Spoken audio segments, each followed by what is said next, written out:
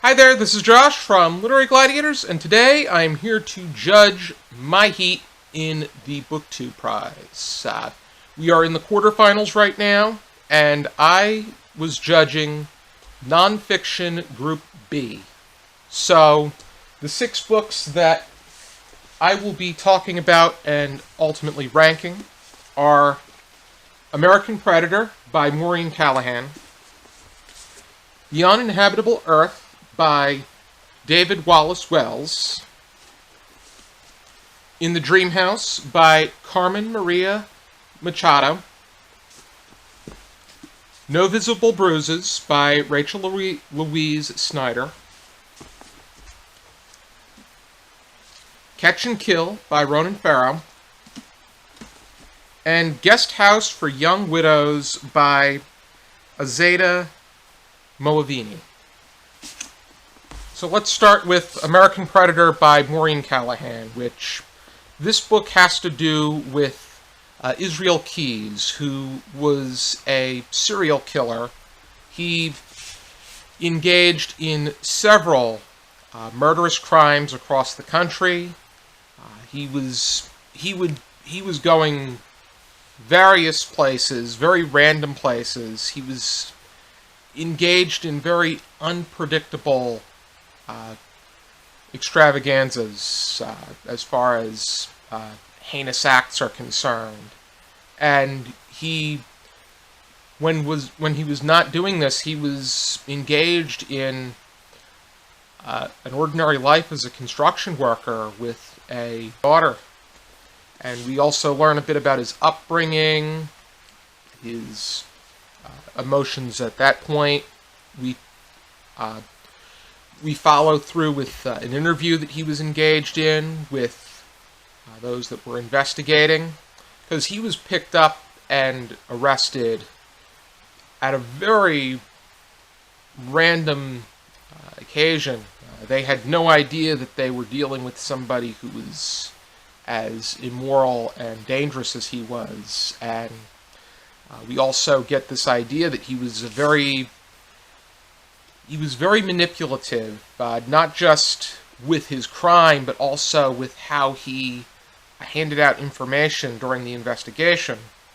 The person, Feldis, who was leading the investigation and would ultimately serve as the prosecutor, he was very easy to take advantage of, but at the same time, he felt that he was the person that should be questioning Keyes.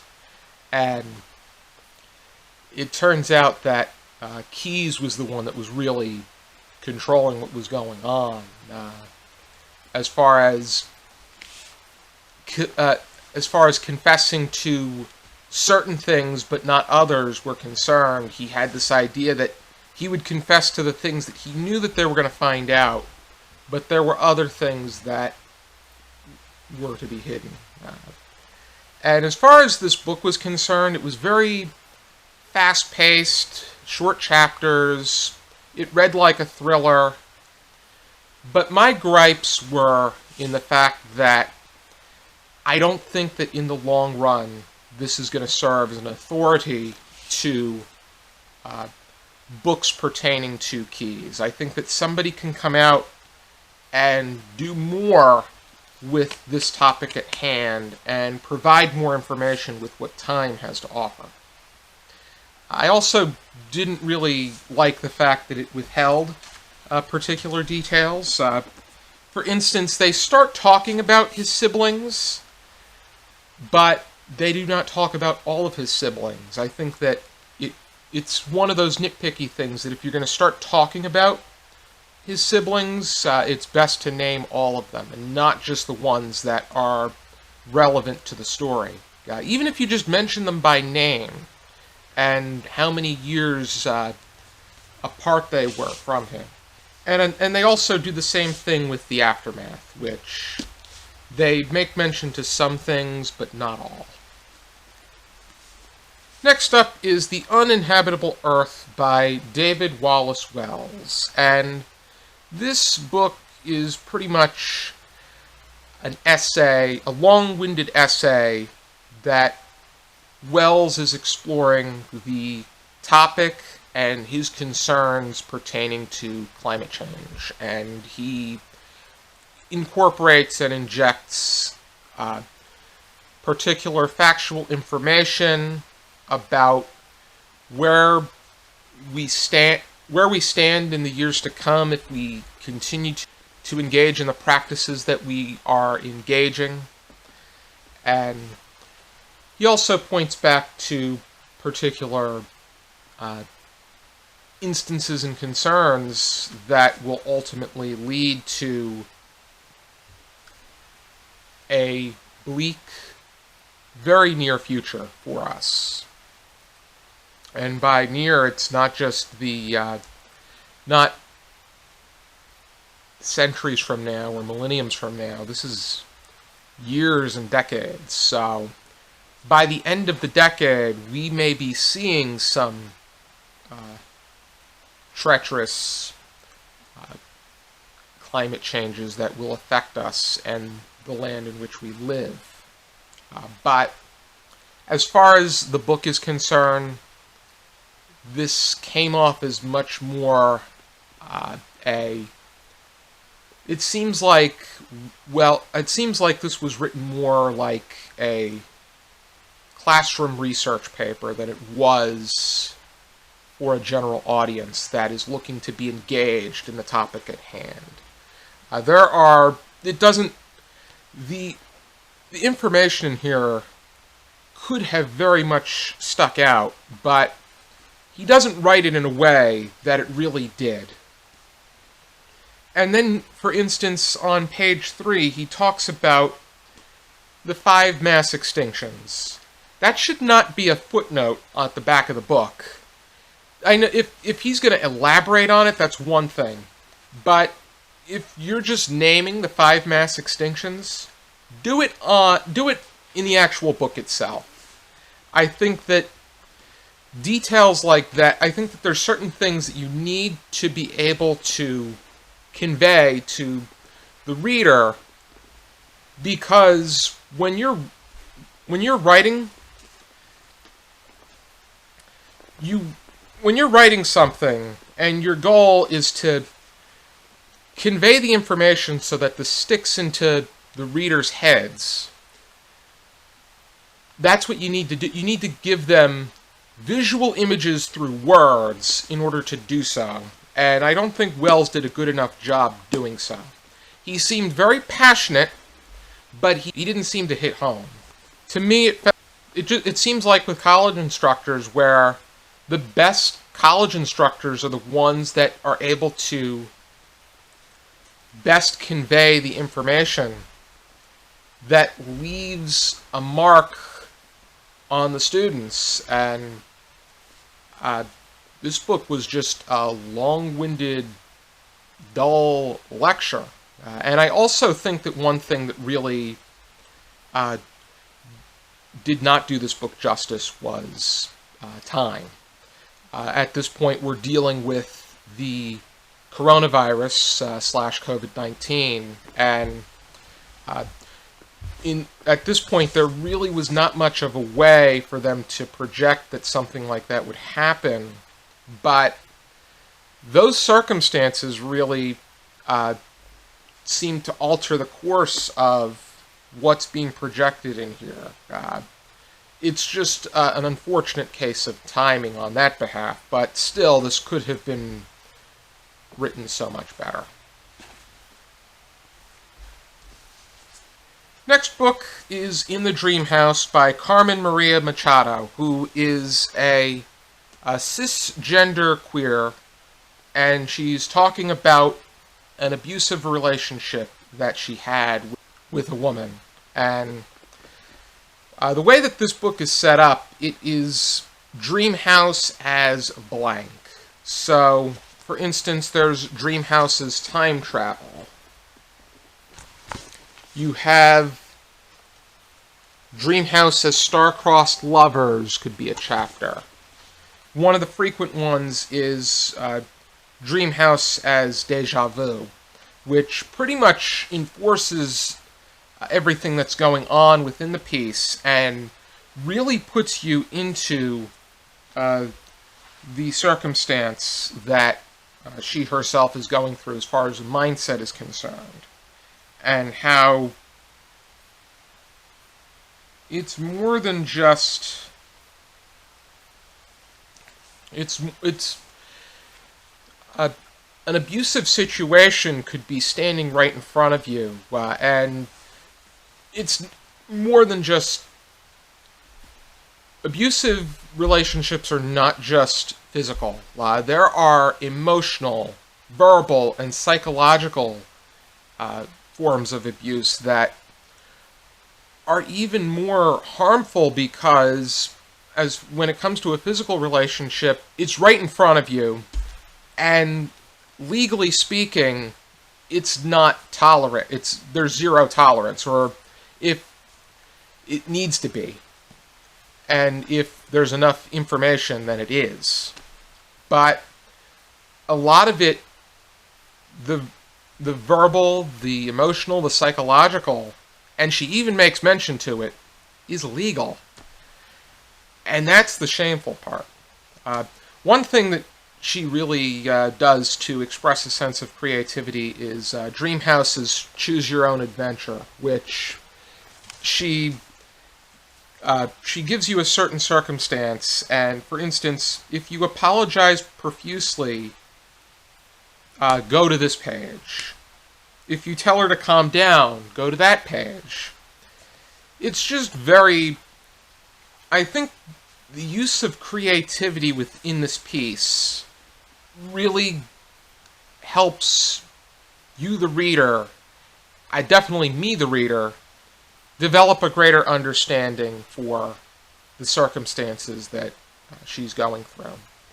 I think my criticism is the fact that I would have wanted to see a little bit more as far as this particular relationship is concerned, but I still get a great sense of what it was that Machado had to endure, and it helped me develop a greater understanding about domestic violence and how, as far as that's concerned, it doesn't, in many cases it is man to woman, but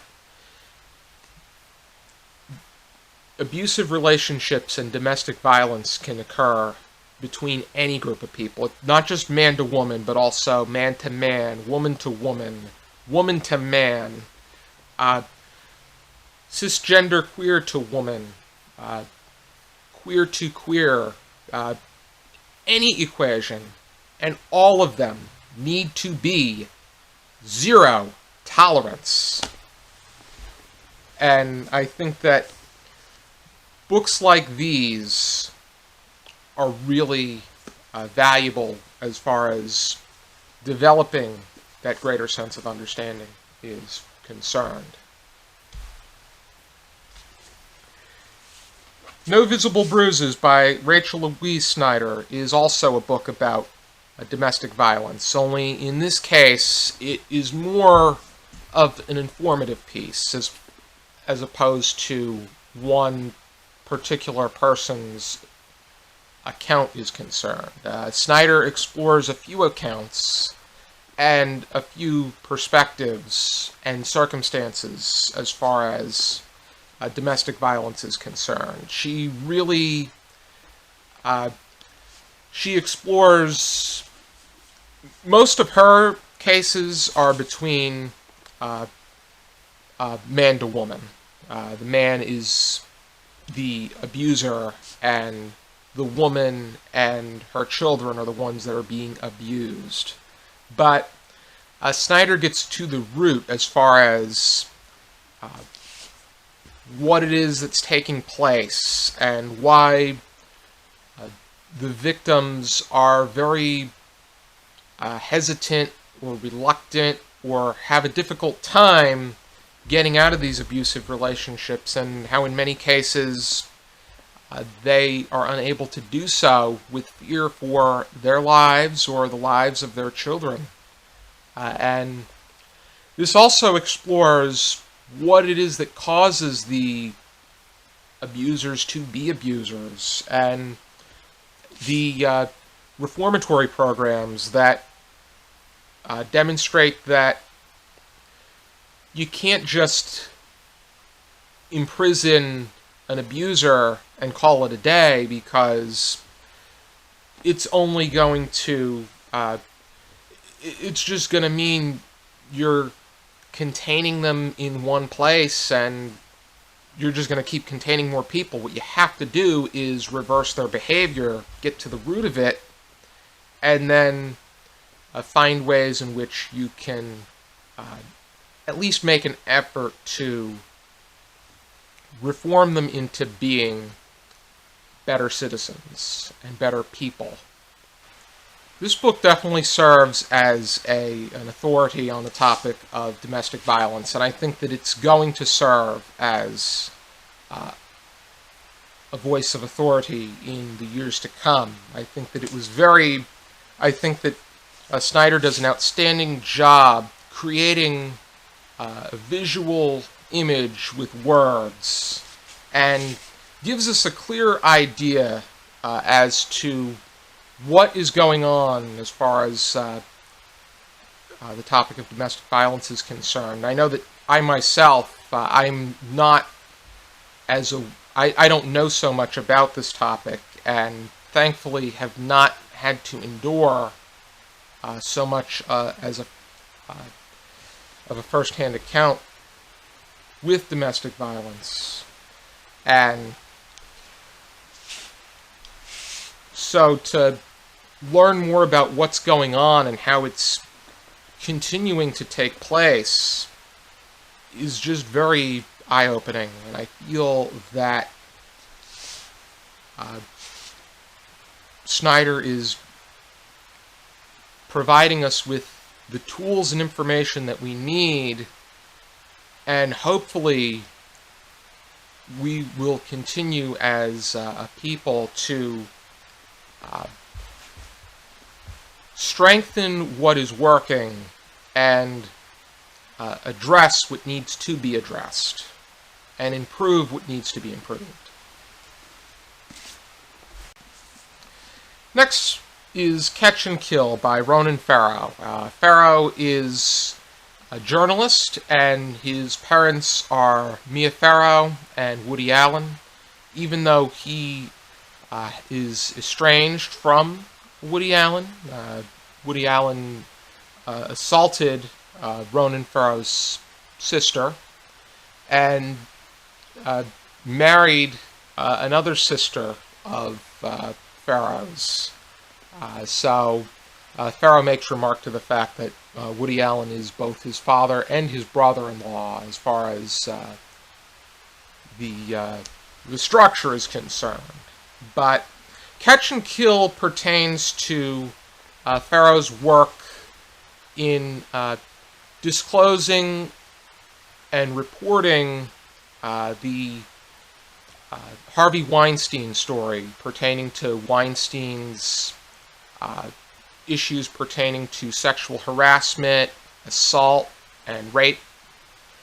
And Farrow had positions, he had his own show, he was on NBC, but ultimately he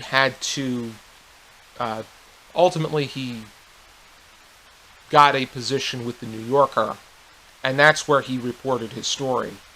Because NBC did not want to disclose the story. The New York Times ultimately went with something, but with Farrow it was with the New Yorker. And it's quite something, because the New Yorker is known for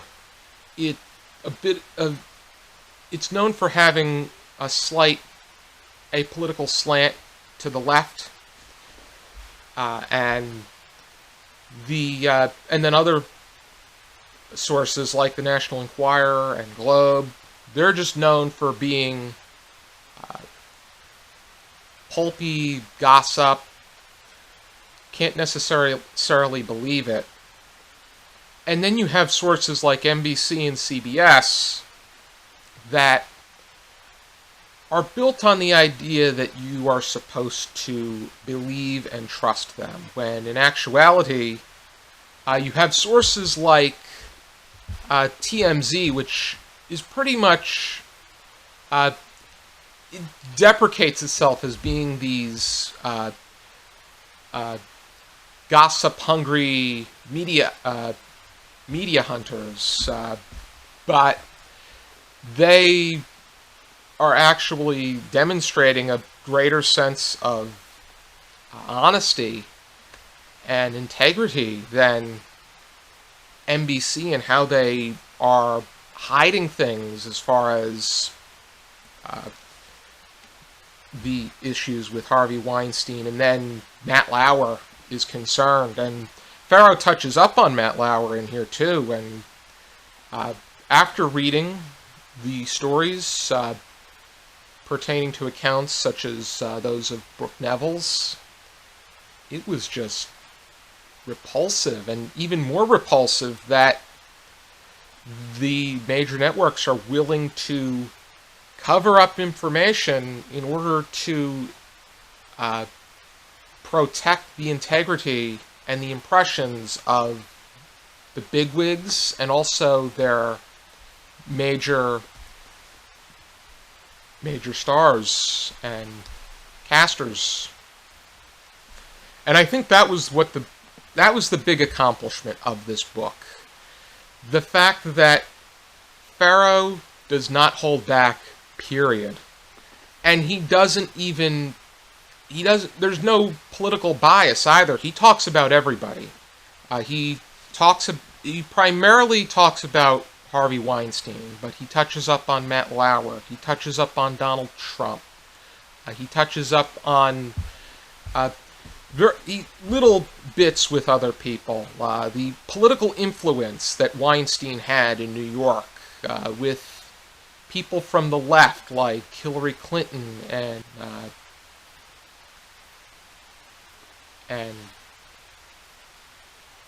Kirsten Gillibrand, Andrew Cuomo, and then also on the right with people like George Pataki.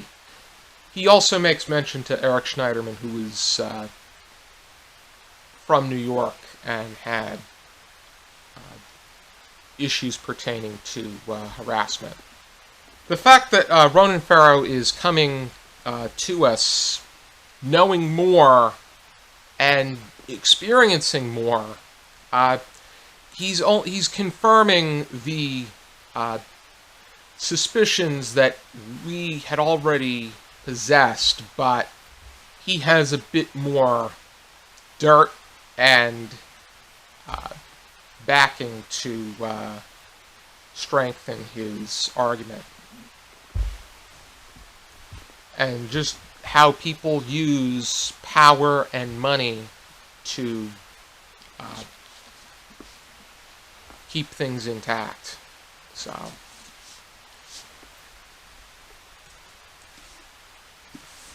then we have Guest House for Young Widows by Azadeh Moaveni, and this pertains to the women who decided to join ISIS. They were Muslim women who were looking to do something for the world, or something to just do something to, in their minds, make themselves the best that they can possibly be. But not only did they put themselves in a situation where they were going to hurt themselves and other people, but they were also putting themselves in a situation where they were bound to be taken advantage of, because in radical Islamic groups, many of them are known for their poor treatment of women and taking advantage of them in many ways, primarily sexual, but also as pawns. But the way that this book is set up, it explores the lives of various women from areas from Tunis, Tunisia, Libya, Syria, Iraq, Germany, Britain. The one thing that I wish that they did in here was explore at least one person from the United States. They make mention to the United States, and they see them as a bit antagonizing as far as their actions toward the Islamic people are concerned. This primarily explores the women as human beings, but also their actions and what it led to.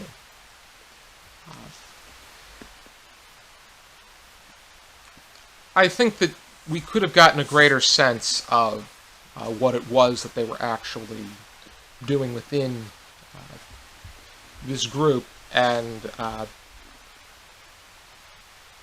while I think that giving them a background of who they were is necessary. I think that it needs to balance off, and I don't think that it did that as well. So now it's time to rank the books. I'm going to rank them from 6 to 1, make it a little bit of a countdown, and number 6, The Uninhabitable Earth by David Wallace-Wells. Number 5, American Predator by Maureen Callahan. Number 4, Guest House for Young Widows by Azadeh Moaveni. Number 3, In the Dreamhouse by Carmen Machado. Number 2, No Visible Bruises by Louise Snyder. And number 1, Catch and Kill by Ronan Farrow. And I think that one of the big difference makers between Catch and Kill and No Visible Bruises is the fact that Catch and Kill took a little bit more of an objective path to displaying its information. I think that No Visible Bruises was very informative, but I can tell within this piece where Snyder stood as far as politics were concerned. I personally think that there were some, she took some jabs to Trump and the Trump administration that disclosed a little bit of a political undertone that I do not feel was necessary. And I think that domestic violence is something that should not be politicized. Whereas Catch and Kill, Ronan Farrow worked under Hillary Clinton when she was Secretary of State. And he could have very well taken a political approach to this, but he demonstrates that this issue does not have any political undertone to it. Sexual harassment, sexual assault, rape, and the actions of the major networks and forms of media hold no party. It is, and all of it there needs to be zero tolerance for any of these actions. And I feel that the fact that Ronan Farrow took a more objective approach was where the book succeeded. I had just watched the results for the quarterfinals, and I am very happy with the fact that the 3 books that I ranked in my top 3 all made it into the semifinals. I was watching it with my cat Tito on my lap. I gave a little bit of a yes when I saw that all of them made it through, and it was just too much. And As far as the fiction round is concerned, I'm very happy that On Earth We're Briefly Gorgeous made it into the semifinals. Out of the 3 books from my octafinal heat, the On Earth We're Briefly Gorgeous is the only one that's still in it. And it would be quite something if Catch and Kill, No Visible Bruises, and In the Dreamhouse made it into the finals as well. I will not be judging the semifinals because it's going to be serving as a bit of a confliction for filming for the 12th season of Literary Gladiators, but I will be judging in the final round. When I was talking to Robert, he thought that there was a good chance I'd be doing nonfiction, but at the moment I'm not sure. I'd be happy to judge fiction or nonfiction, but I really am eager to hop right back into it, and hope I'll definitely be keeping an eye on the semifinals, and hopefully a good batch of books advances to the final 6 for each fiction and nonfiction.